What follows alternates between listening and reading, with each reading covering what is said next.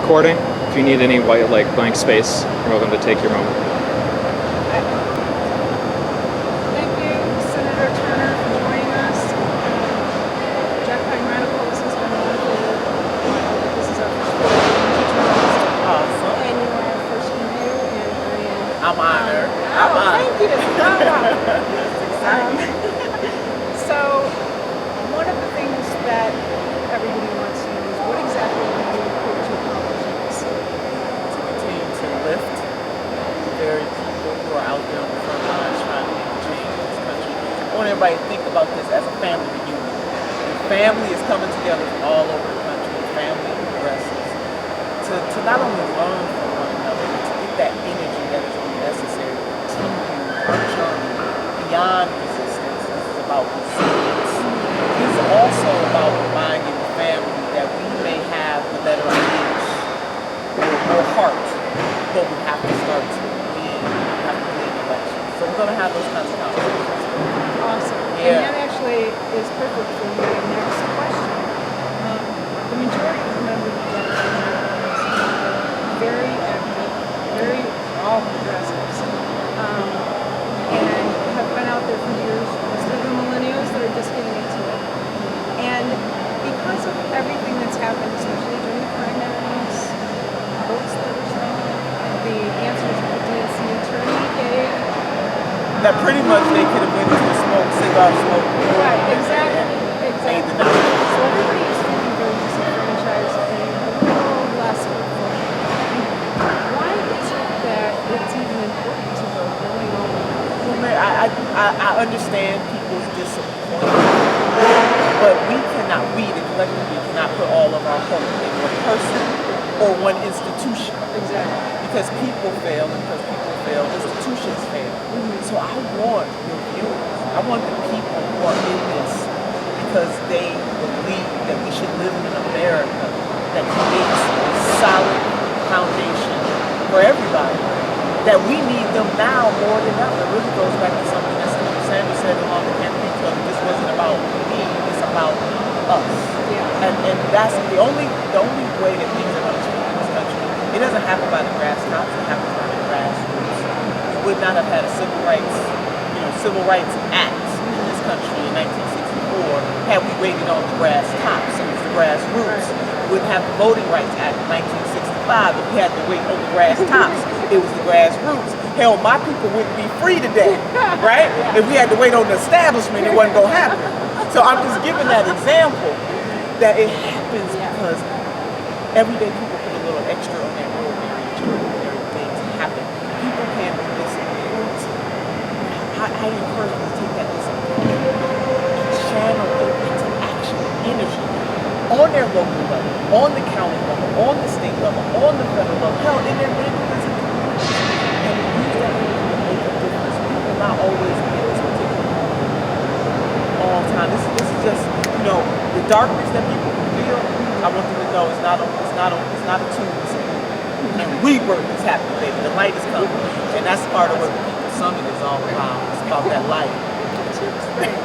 You really do lift everybody up. It's fabulous. It's like you can't talk to you and not feel good. I'm so and you do. I'm sitting here going, let's go, let's get out there. And one of my favorite women in history, Helen Keller, she once said that one must never be sent to kill. One feels the urge to serve.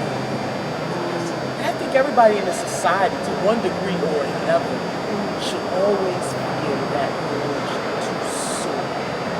That is what the People's Summit is all about. Is feeling that urge to soar. Now you might not feel the urge as strongly some days, and that's okay. But the fight continues. Not just to resist, but to have resilience in the resistance.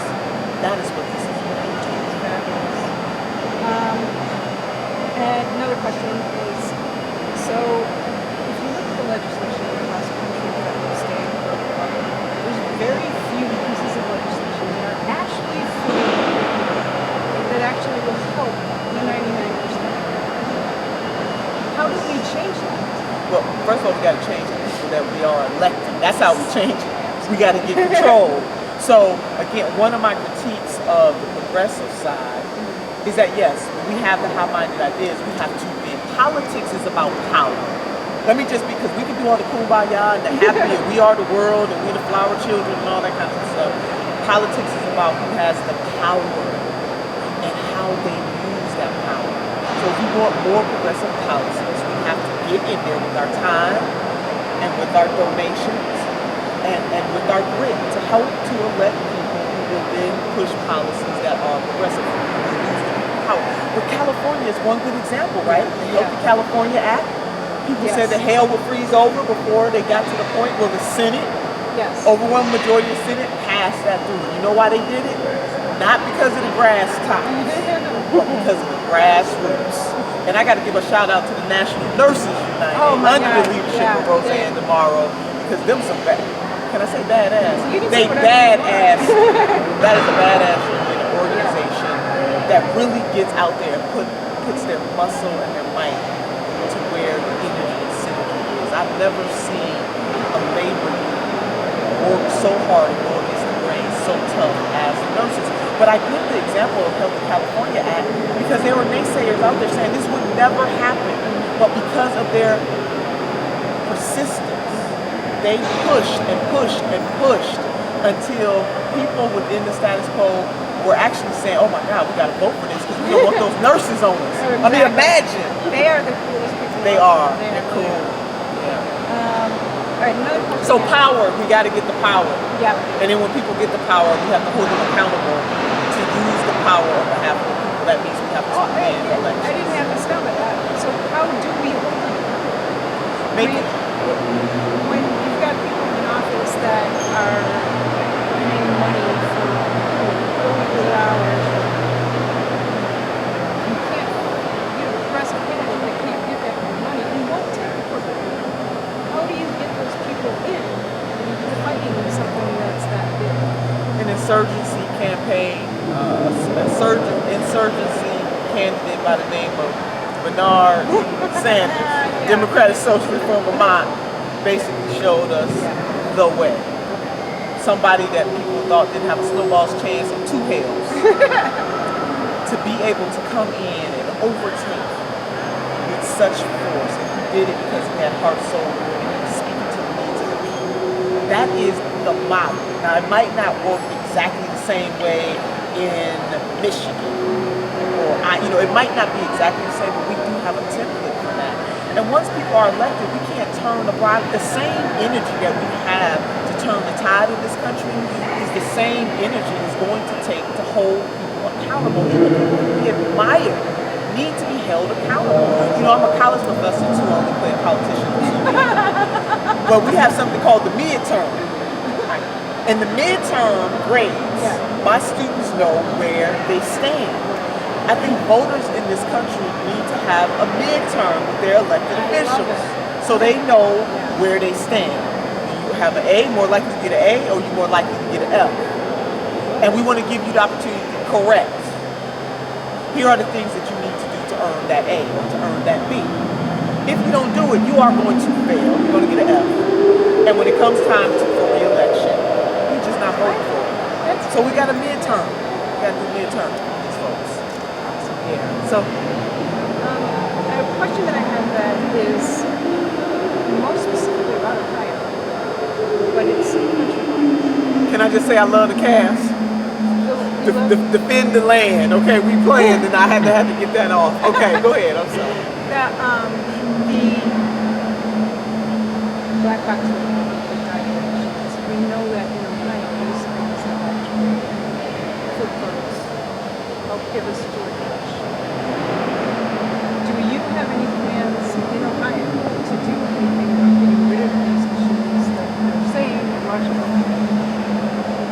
so that we can feel confident that when we vote, our vote will. I mean, we always have to have a paper trail in this country. I know you're talking about under Kim, Secretary of State Kim Blackwell, President Bush was running, and there's some concerns about what happened in Ohio and also what happened in Florida.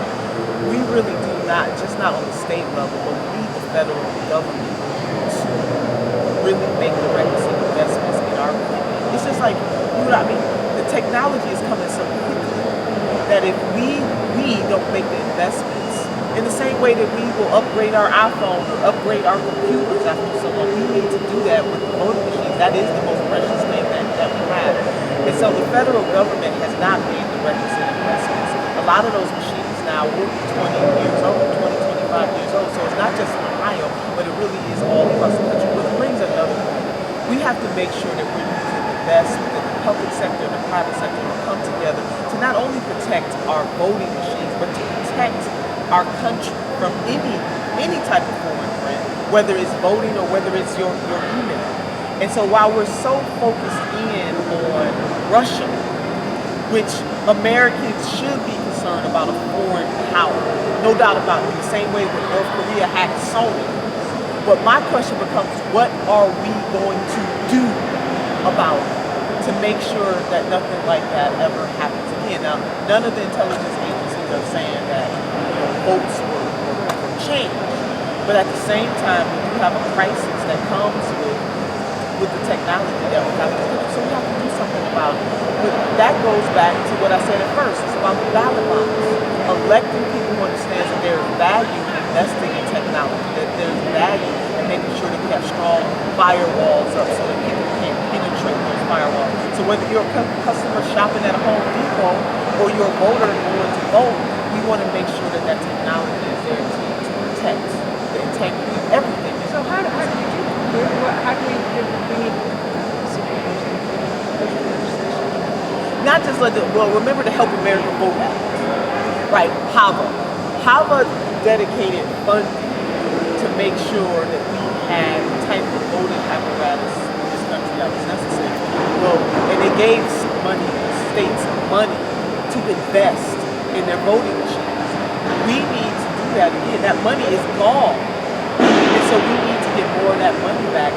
States are not necessarily going to be able to afford to do that on their own, but the federal government should make, to me, that is worth the investment. We are a representative democracy. We are republic. And if, in fact, the very people who have to have votes to get elected won't even pay attention to making sure that we shore up the environment and the atmosphere within our voting structure, that is vitally important. So I would call on our federally elected officials to go back and put some money in to refurbish the Help America Vote Act funding or some other funding structure so that then states can get the money that they need so that then they can upgrade voting quickly. When I was in primary, I was told the machines that they used were actually the same machines they used way back. And that should be unacceptable. Yeah. That is unacceptable. Okay, my final question is, who would you run for governor? Well, Fantastic. Somebody for governor? there are lots of rumors out Yeah, there. there are. No, I will say this. I'm honored that so many people see that in me. I have not made a decision about what I'm going to do in terms of electorally, whether or not I'm going to get back in that arena as an elected. I feel like I'm still in that. I am still in that. To me, this is a ministry that you go out and use your cachet and you connect with people and encourage them to use their energy and their strength to make a difference.